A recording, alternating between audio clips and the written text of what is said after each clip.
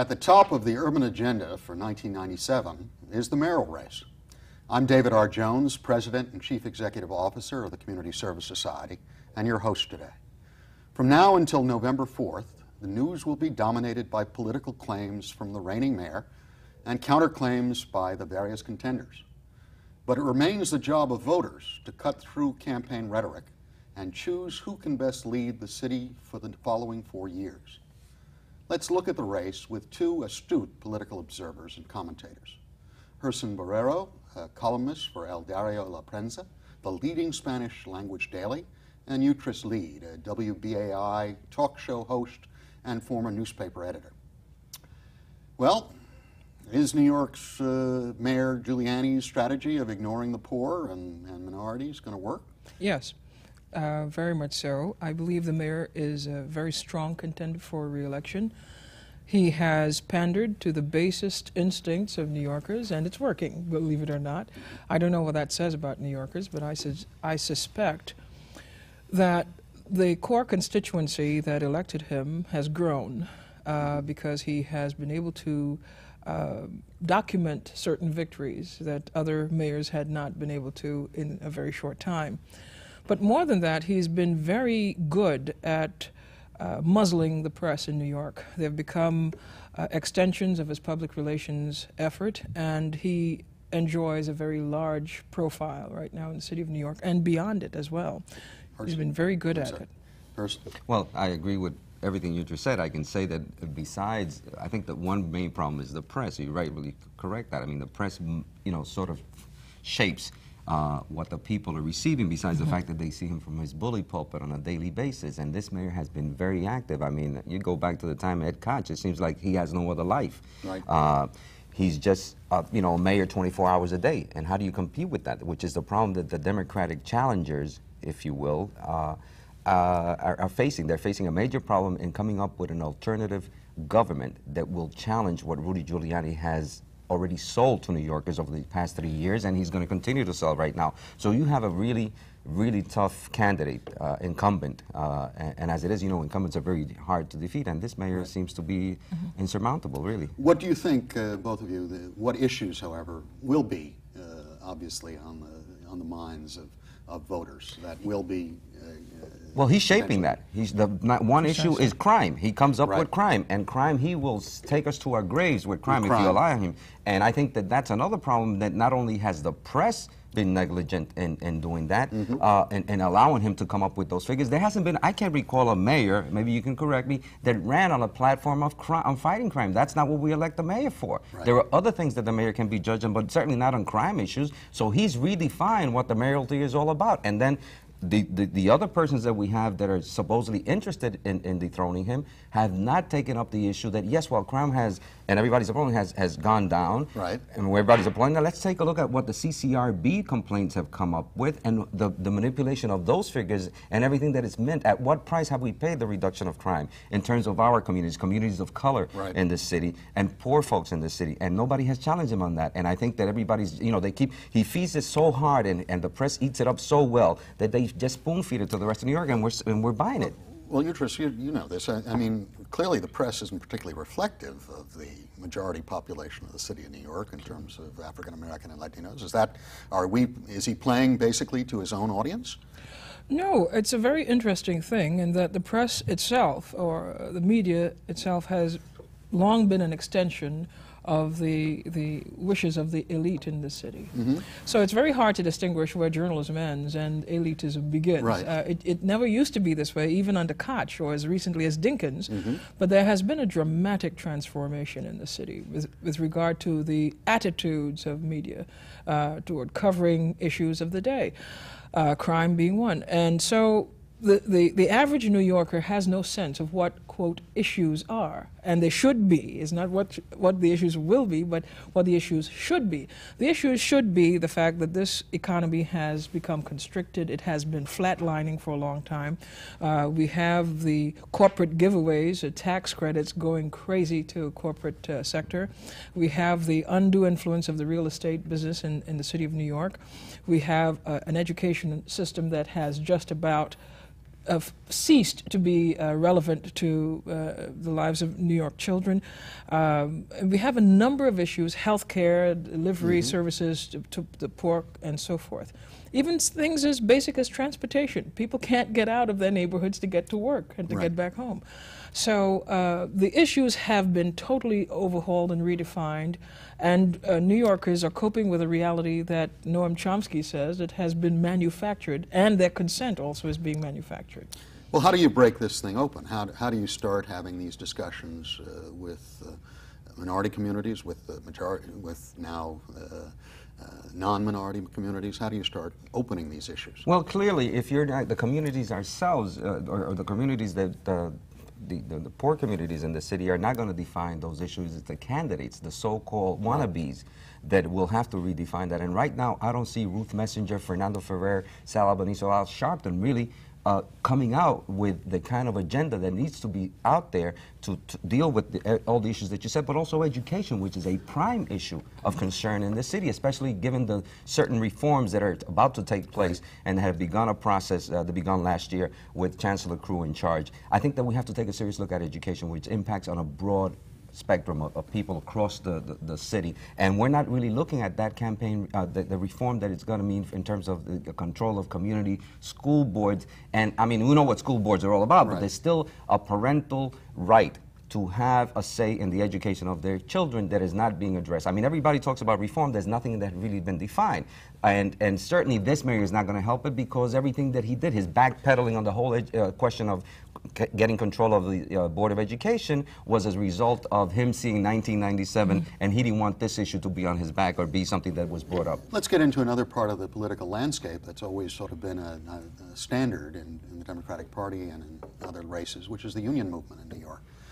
I mean, suddenly I think... This mayor was so successful in loading the gun and ordering union leaders to put it to their heads and pull the trigger as well. I have seen no mayor who in recent memory has enjoyed this kind of almost autocratic power.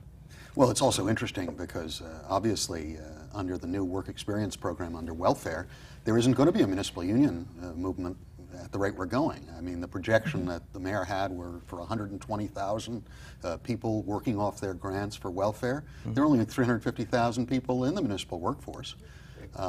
They haven't moved, obviously, on the fire department, which has such a poor record of hiring blacks and Latinos that it lags the nation.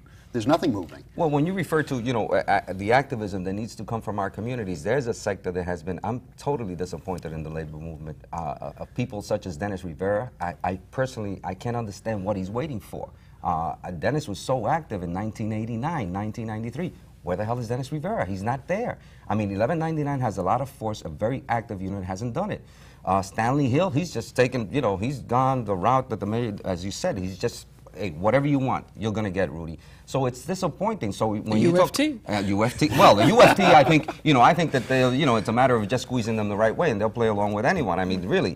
But you have a situation here that is grave, and I feel sorry for all of us, really. In 1997, we don't have the candidates speaking for ourselves. We don't have the unions. We have the activists who are still the valiant warriors and that are out there, and heroines. They have not come. They don't have that support. They're doing it on a daily basis and fighting these cuts and this attitude that prevails now from City Hall. And yet you don't have at the upper echelon of the so-called activist movement in terms of labor and that leadership doing anything about it. Well, I think the obscenity is really what you're pointing out, that one would have imagined that the political landscape being what it is, all the opposing forces would be very clear as to how to do this battle. But we don't have a consensus, and everybody's retreating to their own little neck of the woods. And there is so much need now for consolidation of power and consolidation of strategy, but in the middle of it all, we find this fractious political movement. We cannot see on the immediate horizon any sense of coalition, which is really what I believe the political salvation of New York lies in. We must have a coalition effort. But the Democrats have not yet formulated an articulate response to the realities of life in New York, and certainly not to City Hall. It is mind-boggling. Beyond that, we do not have any credible third-party movement either. The Rainbow Coalition is dead, has been dead for a long time in the city of New York, and we don't see a coalescing of grassroots interest to the point where critical mass is attained. Well, tell me what you think is going to happen in the primary. There's going to be a Democratic primary no matter what. It may be a sham. Unfortunately, it is going to happen, and I think. This is supposed to be a positive family show. We're going to be. I mean, if you think I'm depressed about this whole thing now, imagine going through that the process of the primary. I think that they should sit down. You know, I don't mean this in a way that it should be a standard, but they should sit down and avoid the primary and concentrate on the guy that they got to beat, Rudy. They should find some way. They're very creative in working out deals, so they should work out a deal amongst them and decide who really has the best chance. Because right now, I don't see any four of the current candidates in the Democratic Party, unfortunately for all of us, that is going to be an alternative or present an alternative to Rudy Giuliani. They're going to destroy themselves. And if you look at the fact that neither one of them, of the four current candidates, has the ability, I think, to raise what I estimate to be around $4 million to run in the primary. They're not anywhere there. They're not going to. You need a lot of money. Rudy has a war chest that may get to the $10 or $12 million. And how do you defeat an incumbent mayor? I mean, it's so much to go after. And they're still, you know, it's the backroom politics and the inside politics they're going through, and forgetting that there's a broader city watching to see what it is that they're going to offer as an alternative. And so I don't see a very let's segment positive this picture. in the terms of the Latino community. What is their sense? What is the sense you're getting in terms of what they see this next mayoral race turning into? Well, you know, you have that, what I call false nationalism. They have Fernando Ferrer, or we have Fernando Ferrer as being the candidate, Puerto Rican candidate, so-called Puerto Rican candidate, who, for the most part, hasn't been a Puerto Rican for all his political life. He's been a machine politician. In that sense, I got to say that Rudy Giuliani has been correct. He comes out of the machine, he is a machine politician, and now he wants to move away from that. Fernando Ferrer has been anointed every time that he's been, from being district leader to borough president, and now he thinks he can get anointed to be mayor. Surprise, wake up, it ain't gonna happen, Freddie, so watch out. On that sense, in the Latino sense, we have the polls indicating that Fernando Ferrer, he peaks at around 69% of support. I don't think that's enough even for my own community to say that he's really our candidate. I think that the support that he gets is mainly, well, some nationalism, and also the fact that there's a basic opposition that is up there, over the 50% against Rudy Giuliani. I think a strong candidate that we could offer would be able to indicate 85 or 90% support, as would happen with David Dinkins in And here again, the coalition issue. Fernando Ferrer, at this point, should be able to attract a much larger African-American vote, and he doesn't. The converse is true with Al Sharpton. Correct. He does not attract a mass Latino vote, nor does any of the other candidates. I don't think Ruth Messenger does. I don't think Sal Albanese does. So we have a mess facing us as a primary. So it's your suggestion, if you were the one that they came to saying, look, we have a significant problem, we want to change the mayor, that we'd have to come up with a consensus candidate among these four?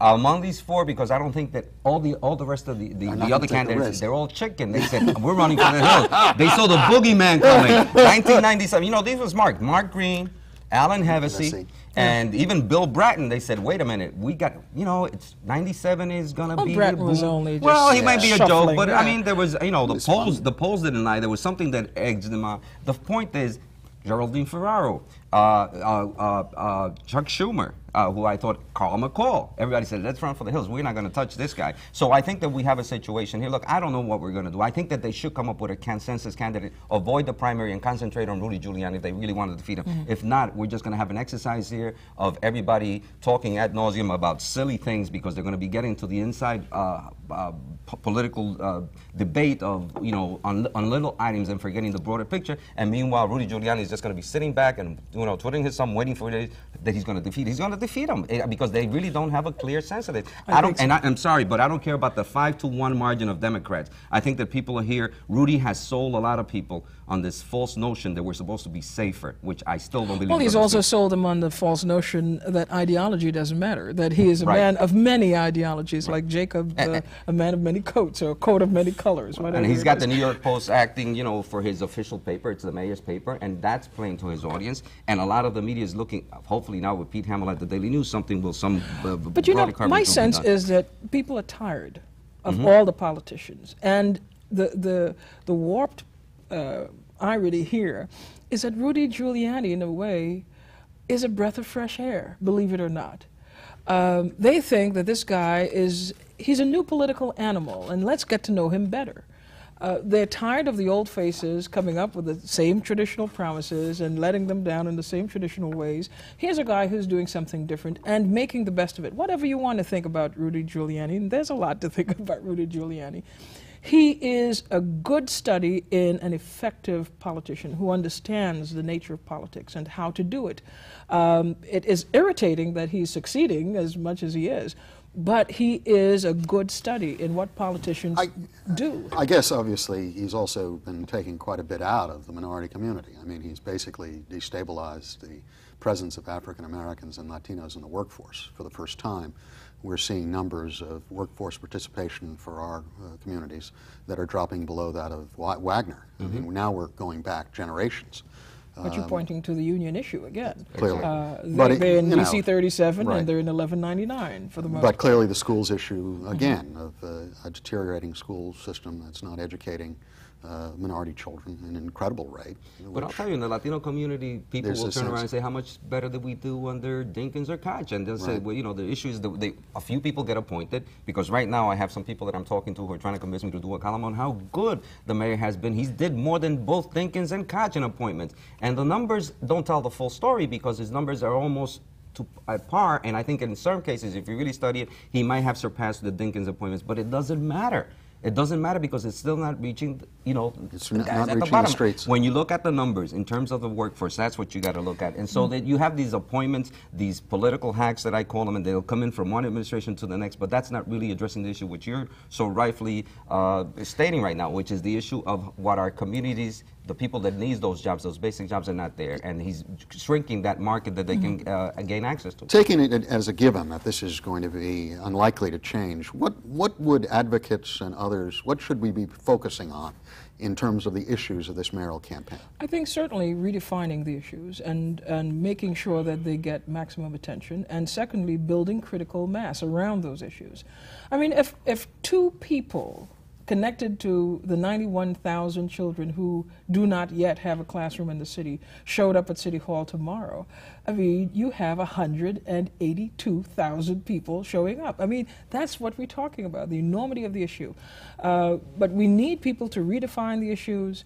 We need critical mass formed around those issues, and we need momentum. We need people to get angry enough to say, this system simply cannot work the way it is. We cannot have this disparity between rich and poor in the city and find that the city should still be governable. I think that the so-called alternative to Rudy Giuliani, in those the supposedly four candidates in the Democratic Party, have to realize that it's not crystal clear to New Yorkers in general, and specifically to our communities, enough for them to say and know the inside politics of what's happening and the inside daily attempts of this mayor to destroy what has been built over decades.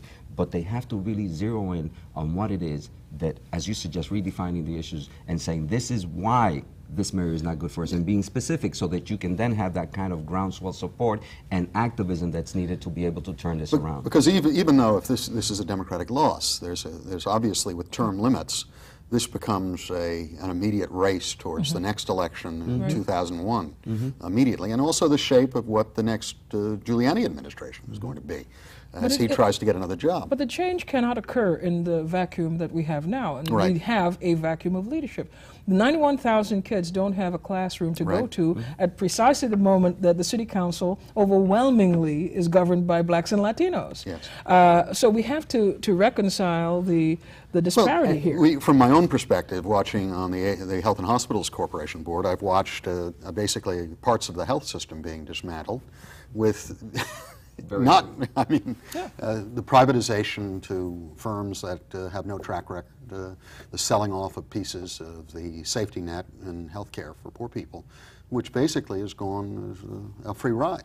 Well, David, I think that what we're seeing in New York City is what we've seen across the nation, a redefining of the Democratic Party forced by people on the right, conservatives in the Republican Party, who have managed, here was the Democratic Party, here was here was the Republican, here is the Democrat on the left, and on the right we just kept moving from one side to the other. And the Democrats, you know, a Republican doesn't stay put, or neither does a conservative. If you move to become a moderate, they will move more to the right. And that's what's happening in New York City. You have the Democrats letting a Republican in a majority Democratic city define the issues. And it happens also at the city council level.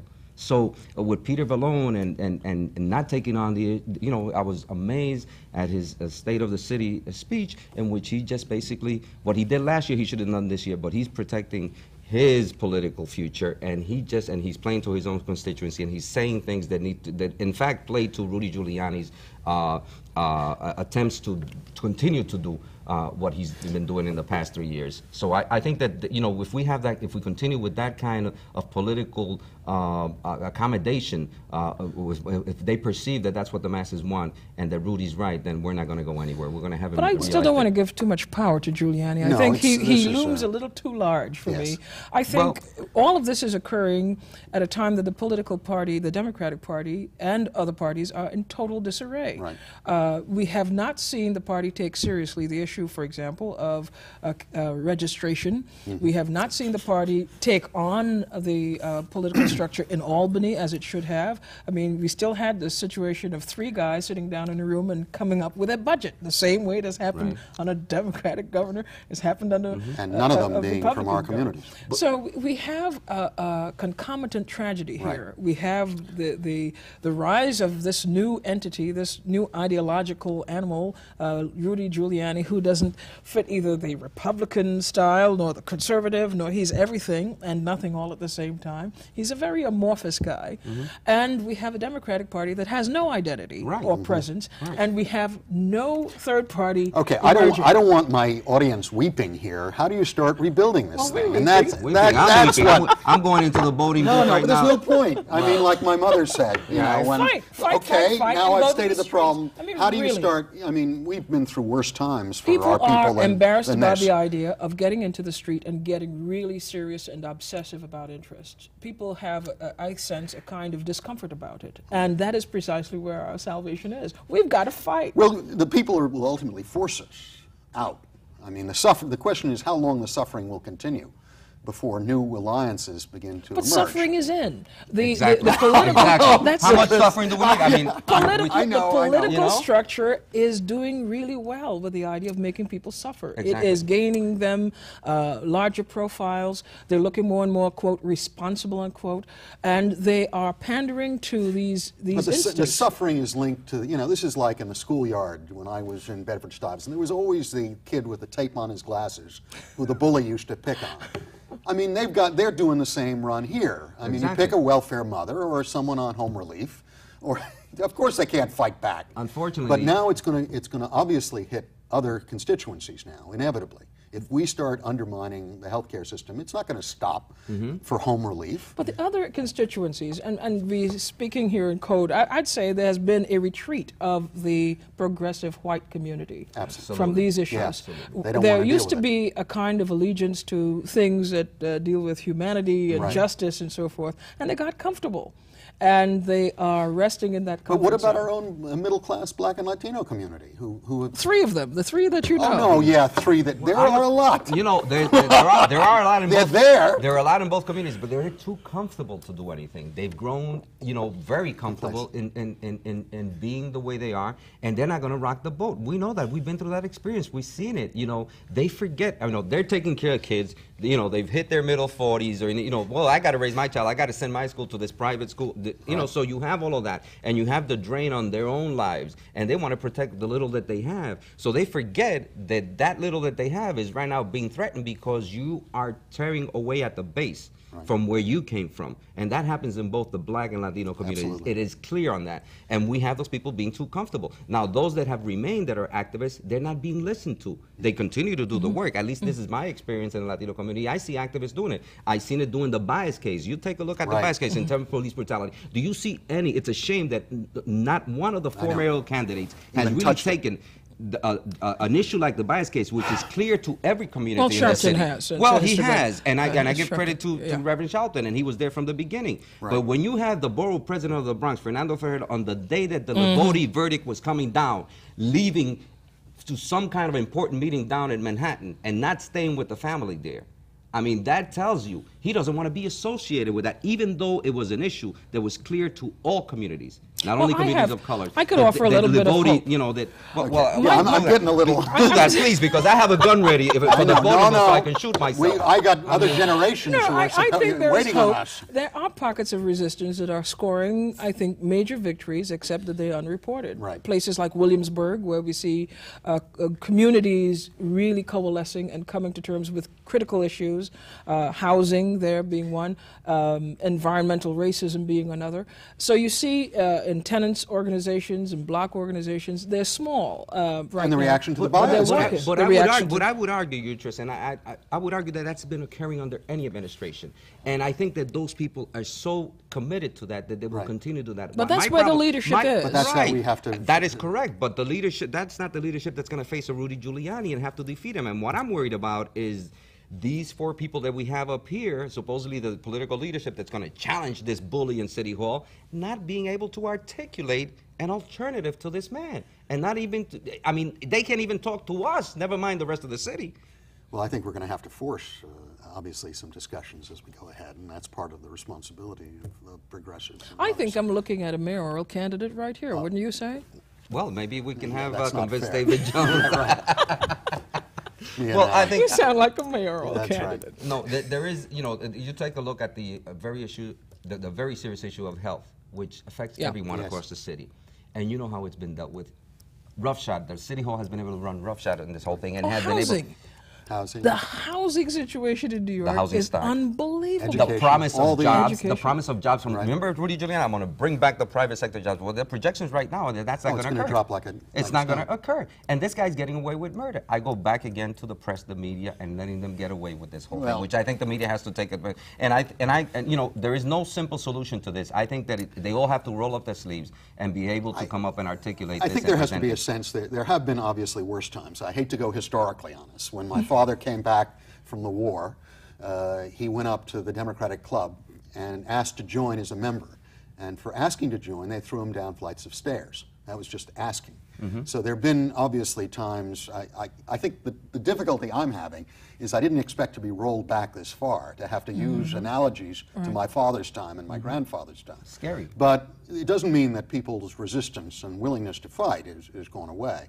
I think we have to rebuild this coalition. I think we have the teeth in the community. I think think that we do. those warriors are there. Yeah. I think, again, I go back to the leadership. They're the ones that are scared. They're the ones who stay away. That's why we have the current crop Well, of I think even candidates. these four candidates have to be forced forward as well. Well, I because hope I think so. it's critical to have a base, even in a loss, to go forward to have a and discussion. and for- not let this for guy whatever. come up with a real mandate, which he didn't get in 1993. Thank you very much. Thank you. There are 9 months to go before the mayoral election, and the political climate has been known to change rapidly. We'll see. While the mayor is widely credited with reducing crime, he has less than a sterling record in education, in housing, in municipal hospitals, and in providing shelter for the homeless. In a city as volatile as New York, a mayoral race is always a horse race. We'll be watching. For the Urban Agenda, this is David R. Jones.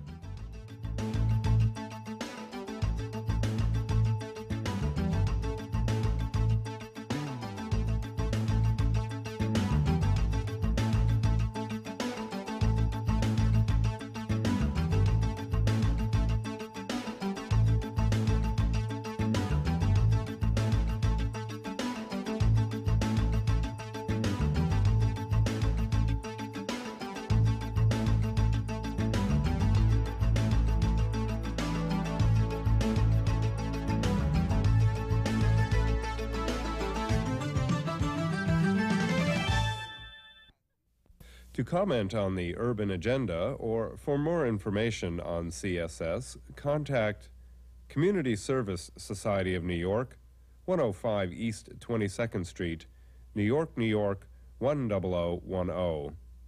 Area code 212-254-8900.